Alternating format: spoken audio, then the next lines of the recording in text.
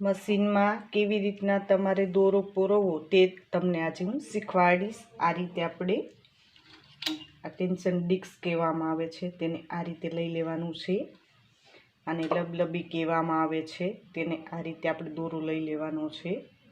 આ રીતે રાખીને આ રીતે હવે તમારે સોયમાં આપણે દોરો પરોવવામાં પ્રોબ્લેમ થતો હોય ઘણા બહેનોને, તો શું કરવું તે તમને આ રીતે પિન મળી જશે જે સીવણની દુકાનમાં।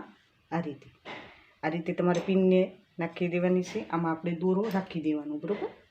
તો તમને કદાચ દોરો પરોવવામાં પ્રોબ્લેમ થતો હોય તો તમે ઇઝીલી આ રીતે દોરો પરોવી શકો છો। તમે જોઈ શકો છો બેનો, આ રીતે આપણે દોરો આવી ગયો, ને આ રીતે આપણે નીચેનો દોરો એક વખત તમે વ્હીલ ફેરવશો એટલે નીચેનો દોરો પણ ઇઝીલી આવી જશે। આ રીતે તમે કરી શકો છો, સિલાઈ કામ કરી શકો છો। આ વિડીયો કેવો લાગ્યો મને જરૂર કોમેન્ટ બોક્સમાં કોમેન્ટ કરજો।